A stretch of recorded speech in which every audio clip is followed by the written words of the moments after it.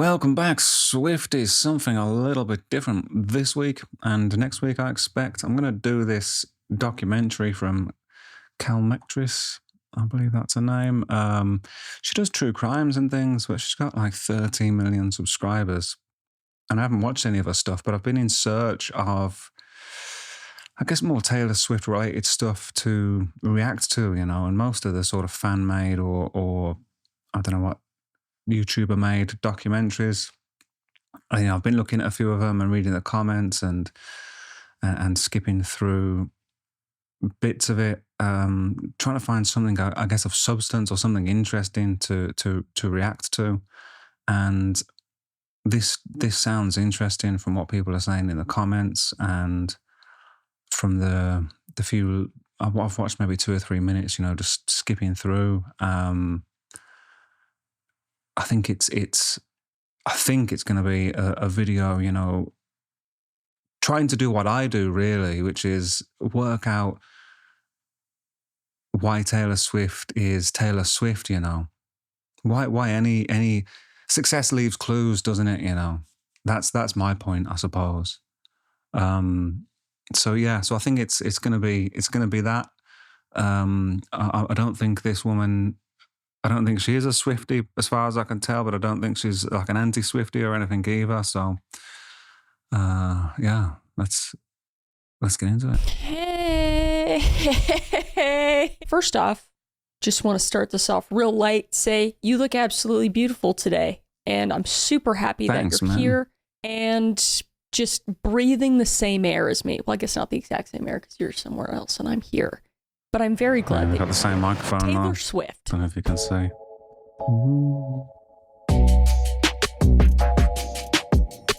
Taylor Swift has sold over 200 million records, generated $2 billion from a single tour, and somehow convinced millions of people to buy the same album twice. That's impressive. Taylor Swift didn't just become the music industry's first self-made female billionaire by writing catchy songs about her ex-boyfriends. Behind those carefully curated Instagram posts and surprise album drops lies one of the most sophisticated business operations in entertainment. I think this is what I'm interested in, I always thought marketing, was a dirty word. And I blame Jim Morrison for it from when I was real young. And I remember reading an interview with Jim Morrison in a real old magazine. And he's sort of, called advertising the devil and all that. And it stuck with me, So I thought it meant, selling out or whatever without really why the hell I should have listened to Jim Morrison, who was dead in his bathtub at 27. God knows,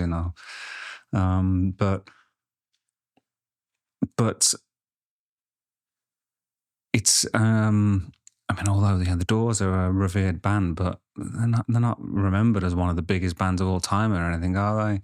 And I suppose the people that interest me the most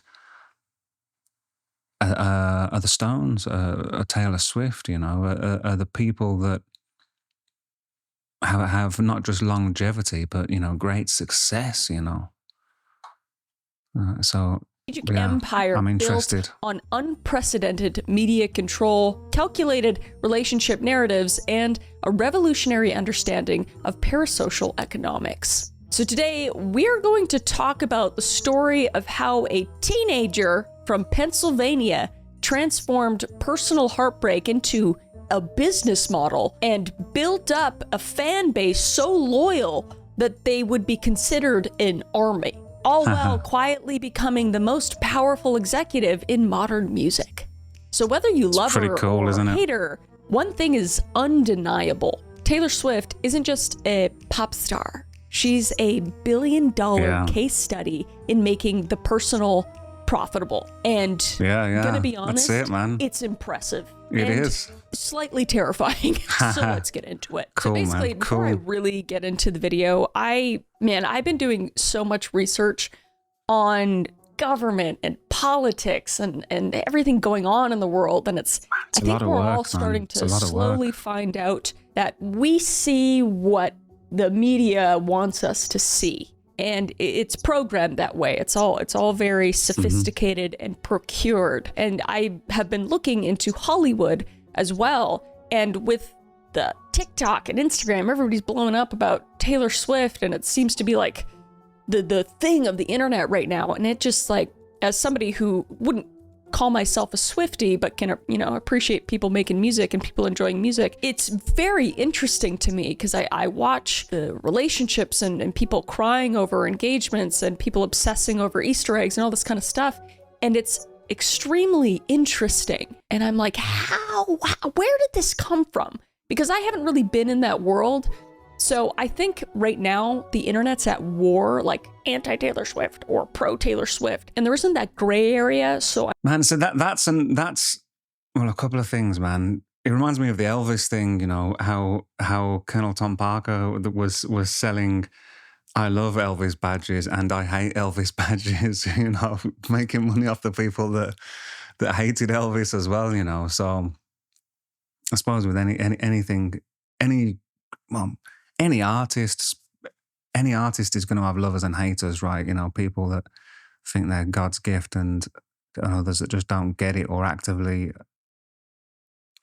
react against it. I suppose that's just amplified, isn't it, with bigger artists.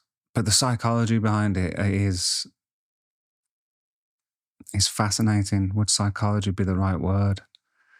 It comes down to emotion, I think, doesn't it? That's what I'm always banging on about, that Noel Gallagher thing where he says, it's people never forget how you make them feel. And that's got to be at the heart of it, isn't it? The army of Swifties, that are out there, it's because of how Taylor makes them feel. I really came at this in that gray area. I just wanted to be like, how did this woman, this one person, create such an empire? And obviously there's talent and there's all these things that add up, and this isn't meant to be any sort of hit piece, but I think it kind of delves into more things than just Taylor Swift. I think it delves into just the world in which we live in right now. So it's kind of an overarching thing, but honestly, just out of pure curiosity, I wanted to. Well, no one else has done it, have they? Not like that. No.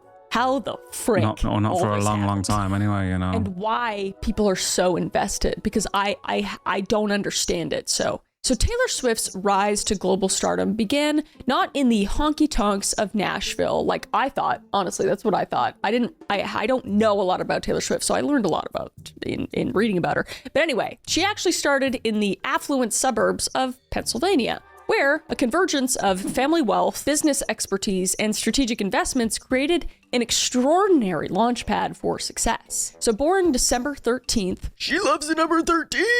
I get it now! I didn't even know she was born December 13th, 1989. That's the name of one of her albums! So born September 13th, 1989, in West Reading, Pennsylvania, Taylor Allison Swift entered a world 13, man. That's like that was. I don't know if I've got a lucky number, but that was it for years. I went to like four or five different schools, and like we didn't have lockers, but we'd have a coat peg, And I had number 13, like at every school that I went to, just by chance.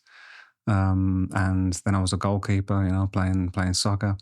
And traditionally they wear, if not number 1, number 13. So that was a thing as well. Of privilege that would prove instrumental in shaping her path to becoming one of music's most successful artists. So the Swift family's upper class status, and yes, it's upper class. I feel like I see a lot of people really adamant on arguing that she was like middle class or middle upper class, but it's like there's no argument, and we'll get into it, but like her family. Well, that's interesting, isn't it? But again, that does not take away from any of her achievements, does it?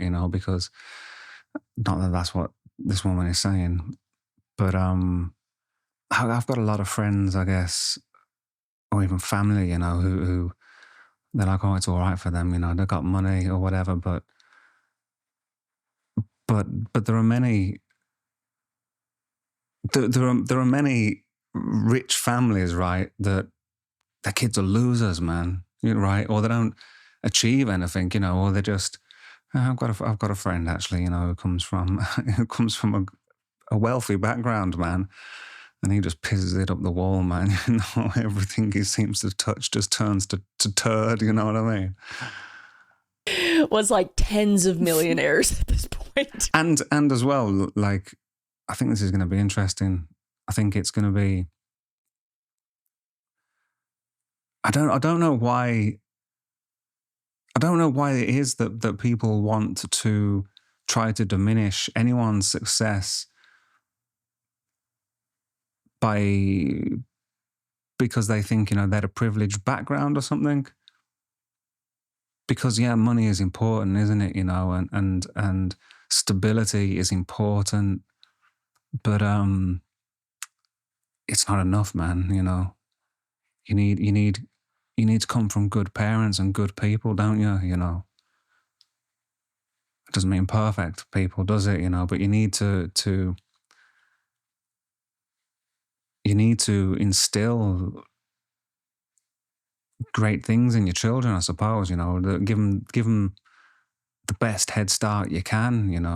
And I don't know why that matters. It's like some people are they're born into that, and it's luck of the draw. And there's nothing inherently wrong with that. So I don't see why people need to get so defensive about that. But let's keep moving. So with the Swifts' family's upper-class status, combined with their willingness to leverage substantial resources for their daughter's ambition, provided opportunities that remain inaccessible to most aspiring musicians. And Scott Kingsley Swift, what a name, Taylor Swift's father, built his career as a first vice president at Merrill Lynch, where he established the Swift Group financial advisory division, serving high net worth clients and following 3 generations of family tradition in finance. So this is interesting as well, and because this makes me think of, Mick Jagger.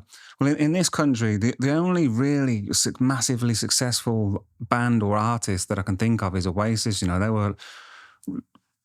You don't get more working class, you know what I mean? And thanks to Noel's songs, and I suppose Liam's aura, and voice, they went stratospheric. The Rolling Stones, I guess, or the Beatles. Over the Beatles, Ringo Starr was probably the only real working class, but I mean the others weren't extremely well off, you know what I mean? But from good families and stuff, I guess, emotionally anyway. That was my point. The Rolling Stones, I guess, would be seen as Keith Richards, I guess, would be working class. Mick Jagger went to London School of Economics, which that is interesting in itself, isn't it?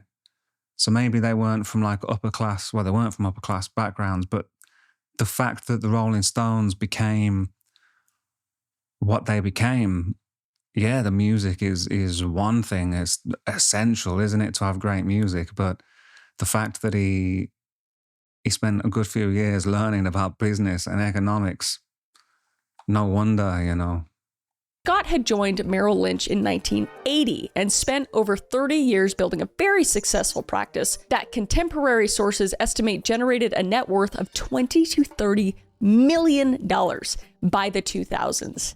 Upper class. If that ain't upper class, I don't know what is. So very affluent family. And again, that's fine. Worked for his success, and that's totally fine. Whatever. And his expertise in wealth management would prove crucial not only in funding his daughter's career, but in structuring the business deals that would launch it. And protecting her against stuff, Taylor Swift's mother brought complementary expertise from her background as a mutual fund marketing executive.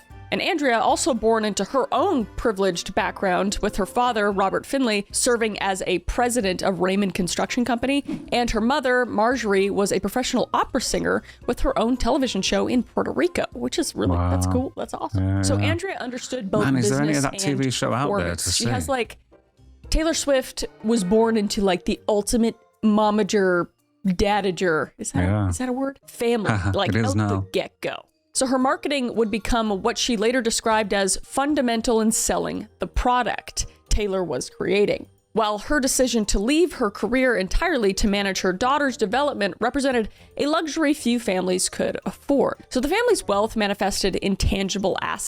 going back to the Oasis thing as well, then Oasis, I suppose, never really, well, they're not as big as the Stones, you know, as successful as that tour that they did last year was. They never really broke into America, I guess, you know, became that, is that fair to say? I don't know, man. That's the myth or the rumor. But I can't help thinking now that if, you know, if they knew a bit about business or economics or whatever, maybe they would have made some different decisions and the wheels wouldn't have come off, you know what I mean? Assets that provided both stability and opportunity. And on top of everything else and owning multiple homes, they also owned and operated Pine Ridge Farm, which was an 11-acre Christmas tree farm in Qumru, sorry if I'm saying that wrong, township in Pennsylvania. And this acted as essentially like, a hobby farm. It was not a necessity at all in the family. If anything, it was quite literally a glorified tax write-off, basically, which again is fine. You know, you can have hobbies. I remember learning about Taylor Swift when I was growing up. The narrative was that, you know, she's like a small town country girl, grew up on a Christmas tree farm and like that's it. But in actuality, it was like came from a very affluent upper class family who was in like multi-millionaires who also just happened to have a Christmas tree farm, which again is fine. But we already see that like narrative being built. That so like I've gotten very, you know, I know nothing about business or economics or anything, although I'm trying to learn. And you know, if you've been watching here a while, I'm working on a record now. My plan is to finish it by the end of the year and then, you know, get into the visual stuff of that and then plan the rollout and the marketing and the visual identity, I suppose, the world building, you know, and the merch and just everything, get it all right and probably put it out next summer. But it's what? I'm just fascinated by it, man, now. And I want to do it, you know, properly because I believe I've got some great songs, you know. And I'm feeling more confident than I ever have in that, I guess. But without learning how to build the world and market and distribute yourself effectively, you're just pissing in the wind, I suppose, aren't you? Is that the right analogy to use? So that's what I'm spending a great deal of my time doing at the minute, you know, is every spare moment I'm just trying to learn about those kind of things, you know. Relatable narrative, just reporting. I'm just stating facts right now. And while owning a home in Pennsylvania and the Christmas tree farm. And really I mean, as a minimum, I would like to be able to, after this first record, just to make records, you know, maybe do some touring forever, you know, that would be cool, you know. But of course, you know, yeah, I would like just some good success, you know what I mean? The family also maintained a vacation home in Stone Harbor, New Jersey, and in 1997 purchased a Georgian colonial home at 78 Grandview Boulevard in Wyomissing for $280,000.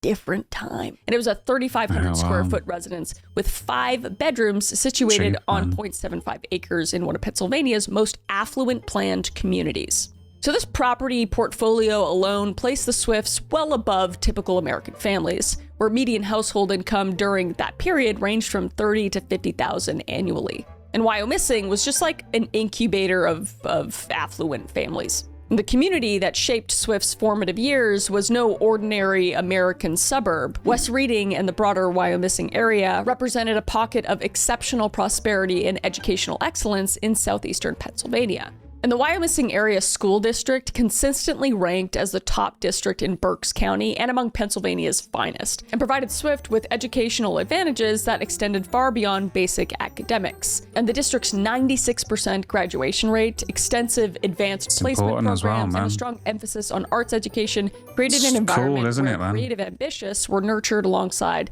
academic excellence. So just great schooling, you know, brought up in a really great environment, essentially, from shows, doesn't it, man? We have anyway, you know. It shows. So by 2006, In a Newsweek had personality, begun featuring as well. Wyomissing among the nation's top stability. 1,200 public high schools, while the Washington Post would later call it the most challenging public school in Pennsylvania. So this wasn't merely good fortune in geography; it was a result of deliberate choices enabled by wealth. And the Swift family's ability to live in Wyomissing reflected their financial capacity to choose elite public education without private school tuition, which is a strategy common among affluent families who leverage property taxes and housing costs to access superior schools. So the area's unique position as the outlet capital of the world, formally trademarked in 1991, brought an unexpected cosmopolitan influence to Swift's childhood. And the VF Outlet Village attracted visitors from hundreds of miles away, exposing young Taylor to diverse cultures and consumer behaviors that would later inform her understanding of audience and marketing, and lessons absorbed almost unconsciously in an environment where retail sophistication met small-town community bonds. So it's not like she, interesting, like she's faking everything in all of her songs. It's like she definitely experienced these things, but at like the highest of high levels, you know? So within this environment, the Swift family orchestrated a childhood designed to maximize creative development while maintaining academic excellence. And Taylor's early years on the Christmas tree farm provided a romanticized rural setting that would later feature prominently in her public narrative, which we'll talk about later. Remember back to school shopping as a kid? New notebooks, new routines, new shoes, maybe, or you just got your shoes duct taped like mine. And I might not be in school anymore, thank goodness. But I still love that feeling of starting fresh. And this fall, I'm calling it back to cool, because requiring regular 4-hour round trips that most get yourself a little something before you go back to school, or if you're already back in school. You can get 20% off if you click the link in the description below and go to buyraycon.com/KMK. Thank you so much, Raycon, for sponsoring this video and supporting the channel, and let's get back to it. So from age 9, Taylor began taking vocal and acting lessons in New York City, a commitment requiring regular 4-hour round trips that most families simply could not accommodate. Wow, man. And she enrolled in Berks Youth Theater Academy as well, performing in productions of Grease, Annie, Bye Bye Birdie, and I was in Grease at school. And these weren't casual after-school activities, I've got it on VHS but if it's serious somewhere, man. artistic training that required terrible. substantial investment on both money and parental time, not to mention Taylor Swift's own time. That's a lot for a kid to do.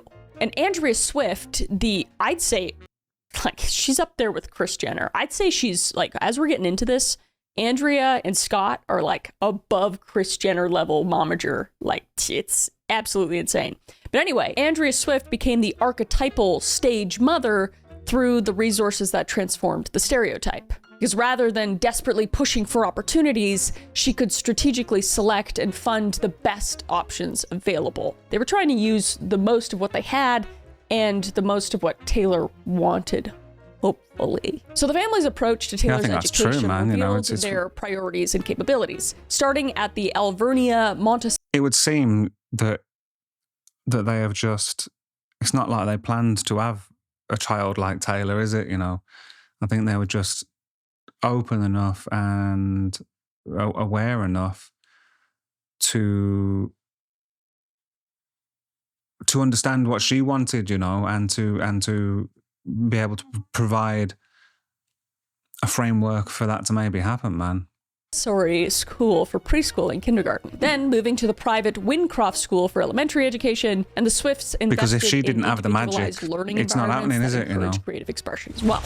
And Taylor's teacher, Barbara Kolbeck, recalled that she was, quote, always writing poetry. Always, even in music class, even when she shouldn't. And rather than discouraging this behavior, the family's resources allowed them to find educational environments that just nurtured it, which is, you know, a beautiful thing for a child to be able to have this outlet of creativity. I mean, like, I'm sure lots of parents, it's what we should all aspire to as parents, I guess. Would love to let their kid pursue what they were really passionate about. So I think that's great. And always that easy, is it? But obviously loves writing and is quite good at it based off of, you know, the billions of dollars. So I don't think it's inherently wrong for the parents to, you know, let her nurture that skill. So the Swift family's approach to Taylor's musical development demonstrated a sophisticated understanding of the industry rather than naive ambition.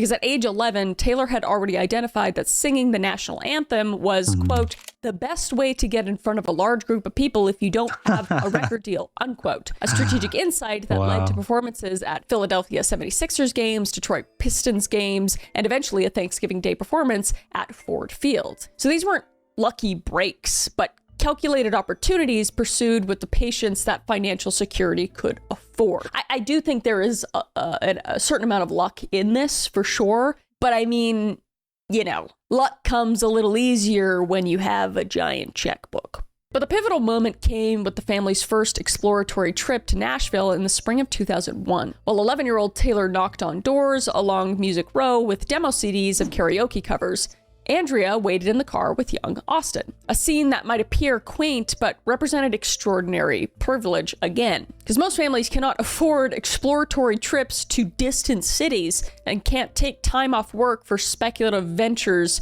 and can't risk rejection without consequences. So the Swifts could afford to fail, to learn, and to try again.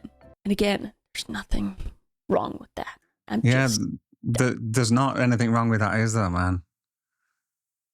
Like privilege, like why? I mean, do I think as privilege as a dirty word? I don't think so. But do people think about it as privilege of a dirty word? What is that like? Is that an envy thing?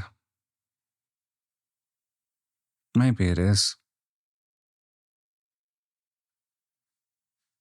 But I don't know if it. I've got some friends, like I said, who in the past, you know, would sulk about other bands, you know, buying their ways onto certain tours or whatever it was, you know, because they got some rich parents or whatever.